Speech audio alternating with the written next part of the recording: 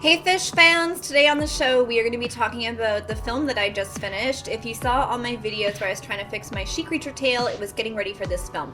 Before we get started, I'd like to ask that you please like and subscribe. Click the bell if you want to be notified in your inbox every time we update. Leave me a comment below, let me know what you think. Are you excited to see this movie? I want to know. I'm going to tell you a little bit about it. And finally, please check us out on patreon.com/Raina Mermaid. For as little as $2 a month, you can get some amazing merchandise, program planning materials, behind the scenes, early access to these videos, and so much more. And even though it's just $2, when everyone is kind of pulling it together, it helps us so much. It helps us make better quality content for the mermaid community. It gives us more opportunities. It's great. We love you. Join my Sea Fans group too. So what I'm going to do is going to tell you a little bit about this film, and then we're going to show you some behind the scenes footage, and I'm going to react to it and explain the context. We're not going to show you everything because the filmmakers are actually making their own behind the scenes video, which is going to be like really polished and professional, and I don't want to take their thunder away. So this is more of a vlog, right? A vlog experience of what I'm doing. So this film is called Wecome, Ahlan Wa Sahlan, and it is about a Syrian refugee who comes to Nova Scotia, Canada. She's placed here, she's fleeing war, she's lost her family. Her name is Shadia. She has an uncle and an auntie, and that's it. That's all she's got left in the world.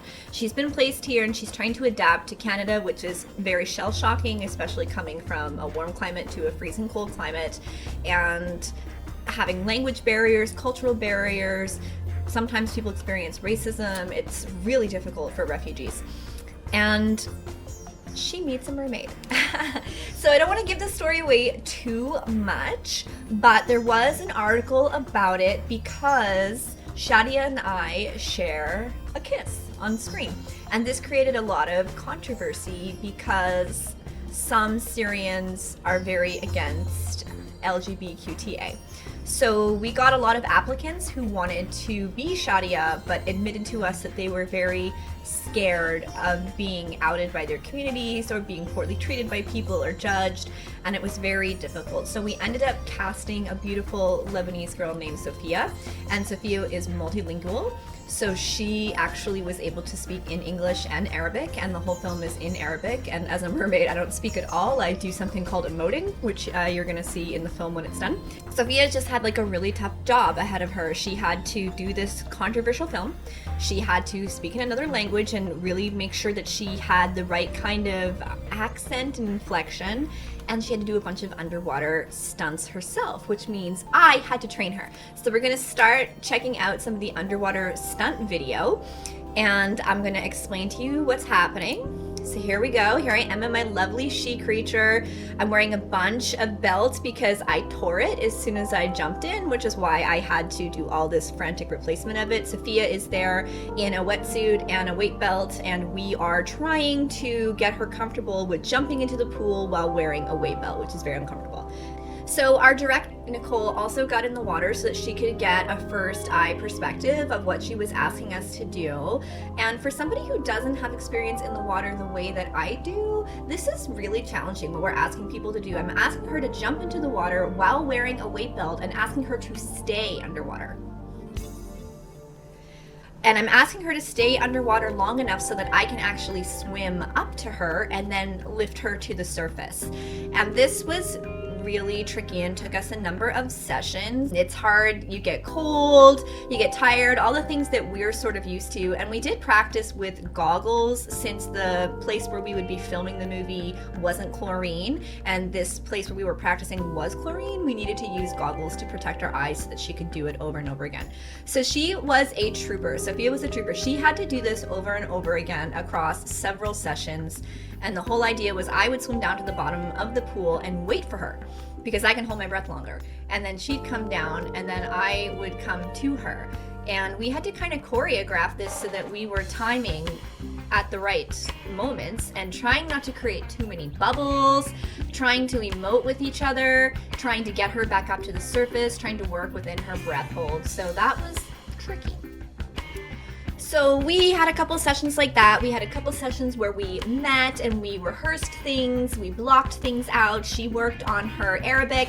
It was really great. And then came the weekend to film, and it was really cold and rainy and not great weather.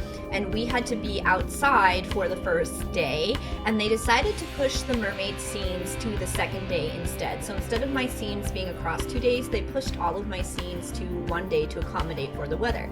So Sophia and the other actors had to go and do their scenes. They spent a whole day. The production company rented out a campground, and it was right next to a lake, and the lake was right next to the ocean. So the lake actually gives the illusion that it is the ocean, but without being quite as freezing cold. That being said, it was still freezing cold. It was like 4 degrees Celsius, and the water was even colder, probably like 1 or 2 degrees Celsius. So they spent their whole day doing that, and then the next day it was our turn, and I had to film my scenes with her both at this location and then in the pool. And the thing that happened in the morning is that Sean's mom passed away from her battle with dementia. It was a little unexpected, but not totally unexpected, and Sean got up early enough and was able to spend time with her and be with her and hold her hand while she passed away. And then I was planning to go do the film myself because it still needed to be done and we couldn't really push it any further. But the way the timing lined up is Sean still had the time that he could come, and he decided he wanted to. He had told his mom about the film. Sean was very excited about the film, and there really wasn't much he could do after the fact, so he decided to come. So here we are looking at the awesome campground, and it's in Tantallon and beautiful, right on a lake, lovely foliage. They had a special ice fishing tent set up for me. There was a crew of 50 people. It was really crazy. The only other filming I've done has been very small scale for TV, commercials, and the documentary, which was just people following me around. So we had a cabin set aside just for hair and makeup and wardrobe, and also food. So we didn't film in this cottage. This cottage is where they were doing all of our makeup and stuff, and that was a really cool experience because I've only ever done productions that had one look, and this was meant to be across a lot of time, so we had multiple looks. So you can see I'm getting my makeup done here, and you can actually see that my wig lace front is still on my forehead, and that was only because the crown was giving me a headache, so I actually pulled it up, and then later I pulled it down and it covered it, so you don't see it later when I'm filming. And I'm getting my tattoos covered up here, you can see. I wasn't feeling the best, and I wasn't feeling great about my body, but these makeup artists just made me feel really beautiful, and that was really fun. The makeup that they did was really gorgeous. It was all waterproof makeup. Trying to keep the tattoo makeup on was a challenge because I would forget that I had makeup on and I'd wipe my arm across something and it would come off. Yeah. So back to the lace front, I always leave a lot of lace front so that when I'm swimming underwater, there's a lot of space for it to grip to my skull. So that's why that's like that, because people always point that stuff out, but I never actually let people see it when everything's done. So this is Heather with the purple hair and her students, and she was really awesome, and they're color correcting my tattoo, doing my makeup and my lipstick. It was really awesome. I just felt like a queen. It took a lot of time. It was hours, and we tried to experiment with making me some webbed fingers, which was a challenge as well. I had ordered some in the mail and they did not come in time, so we tried to make some and we shot a few scenes with them, and then they fell apart and we couldn't keep making them, so then we just decided to scrap them and reshoot the scenes without the webbed fingers. This is kind of what happens when you're filming. We had to make accommodations throughout everything because timing and just certain things wouldn't line up. So there were a lot of cuts to things, and that's just how it goes. So that was a real learning experience for me. I had to get those darn tattoos painted over constantly. People ask me which makeup works. I don't know, none of them. They all claim they do, and they don't. Hi, Pinky. Kat Von D does not work. I don't care who says it does. It doesn't for stuff like this, not at all. You need actual airbrushed, oil-based makeup to stay on in the water. So here we're heading down to the dock where I'm going to be doing some scenes where I meet Shadia for the first time and we exchange some gifts and pleasantries. She has food for me to try. It's really cool. And don't be fooled by people not wearing giant winter jackets. We are Canadians who are used to really freezing cold weather, and we get the littlest bit of sun and everybody ditches their jackets. So as you can see, there's a big crew of people here. I've got my little ice fishing tent there so I can keep warm. Sophia's down, getting mic'd up, checking the boom mic, getting instruction from everybody. It was a really nice facility, and we were lucky that it wasn't too windy, and there weren't even bugs really, which was nice. Here I am getting more tattoo cover up because guess who wiped it off again by mistake? I've got some really cool gills going on here too. You'll see that there's a flower in my lap and I end up wearing it a lot, and that is part of the story. Here I am getting warm. So I did this really stupid thing where I decided to get in the lake with a wetsuit, but we couldn't get the shot correct to keep the wetsuit out of it. So then I just decided to commit and do it in my tail. Bad idea. I got this great big burst of adrenaline and I was all good, and then I froze. So I'm down on the dock, I'm wrapped up in blankets, I've got a house coat on, people are down there giving me directions. In between takes, kids are coming to visit me and stuff, and it was really like awkward for me. I was so cold, but the kids are really cute.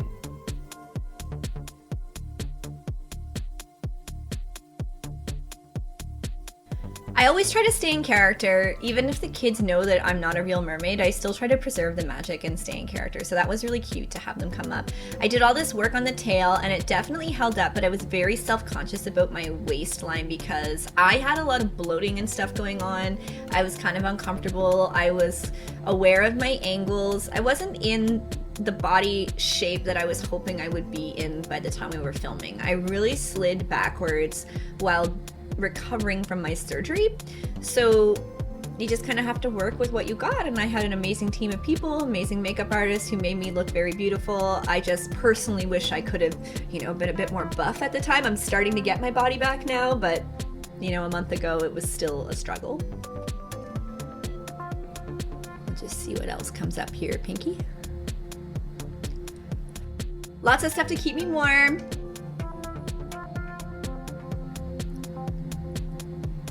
They made us lots of food, which was really awesome. Some of it was cultural food, which was really cool to try. When I was done filming, I got wrapped up in warm clothes and I wore my sparkly mermaid socks. And you can just see that it takes a village to make a movie. It takes a lot of people. It was really cool. You have like a time lapse of like one woman sitting there eating.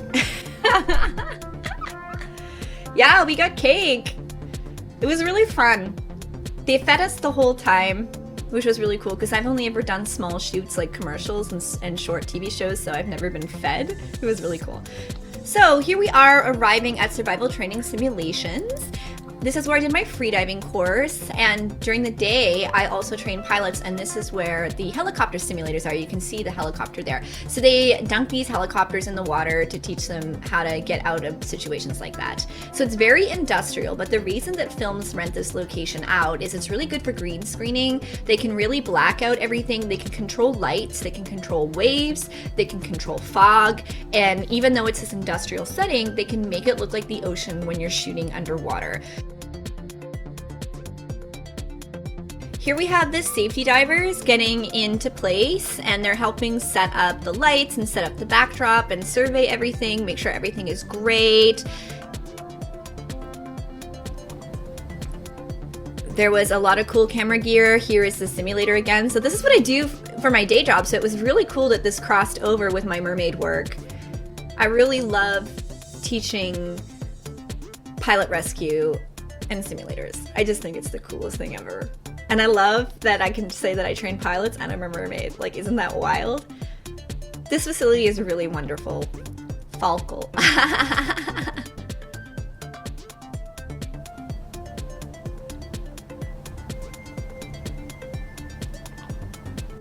Yeah, great shot, Shawnee.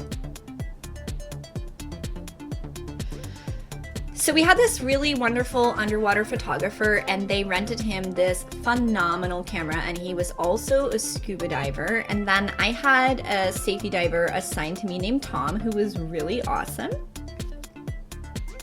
So here we are going over things with the crew, talking about the jump and how the jump was going to be for Sophia, because you can see it's pretty high up and she'd be wearing her clothing.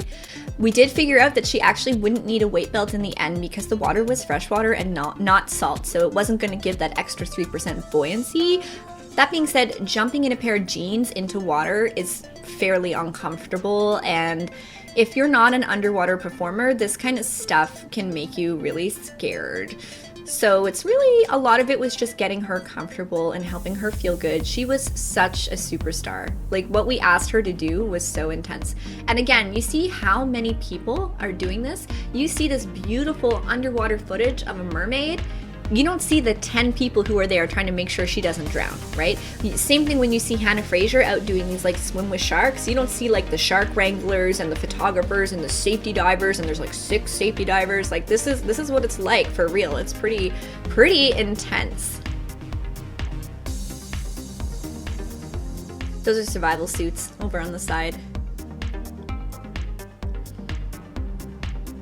Here they are trying to set up the backdrop, and while all of this is going on, I'm getting my makeup done and getting the darn tattoos covered. I didn't think that I would be getting multiple film roles with these things.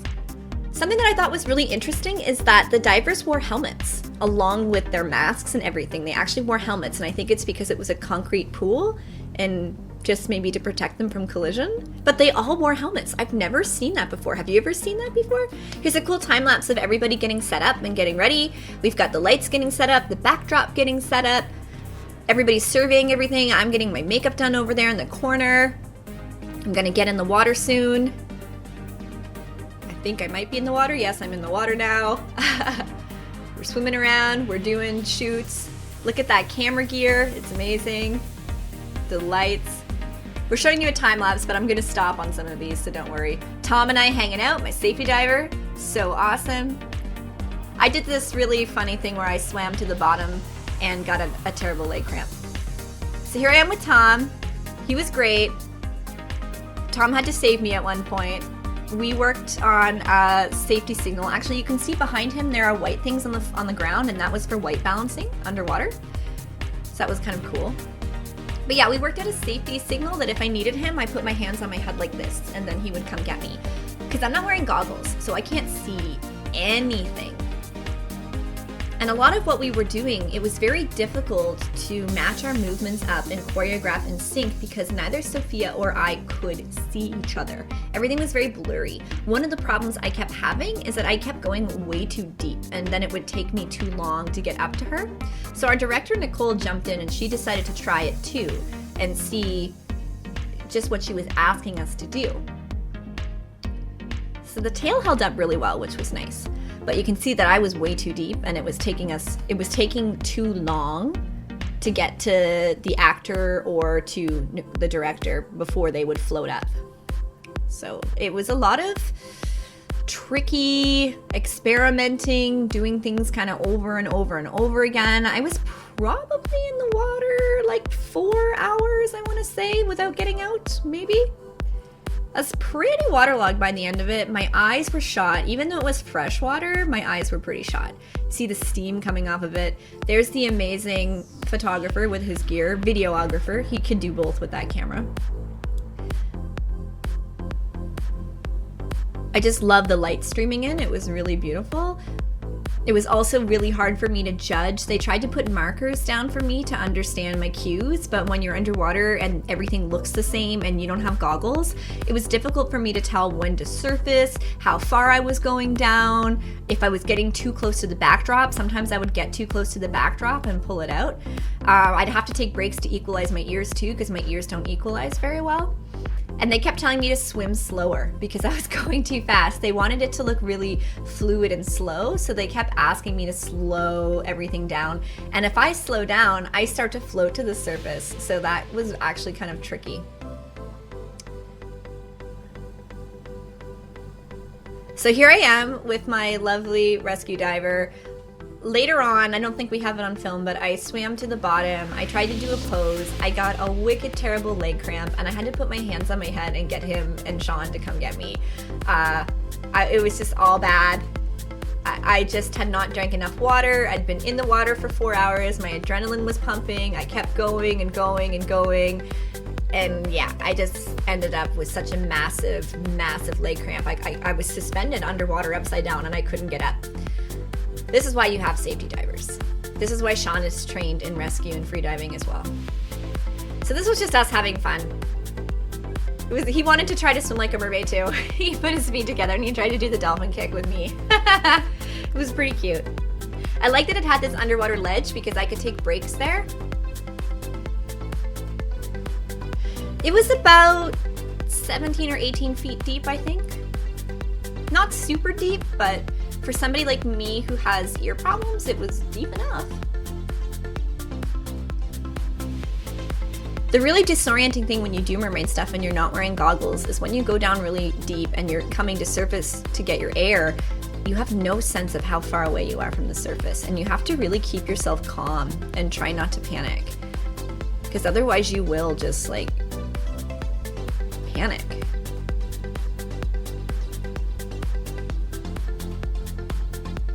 So what you're seeing is really intense behind the scenes. You can see all the crap that's like in the pool, like the wires, the cables, all that stuff. But from the videographer's perspective, you actually can't see any of that. And you just have this lovely backdrop and all this streaming light and the way he frames things. It looks like the ocean. Like when you guys see this, it's gonna blow your mind that what you're gonna see was filmed here. There I am equalizing right at the bottom. I loved it. It was good times. We took like extra promo material while I was there. Look at those lights. The strobes are intense. I would love a camera like this. We just cannot justify the cost of something like that.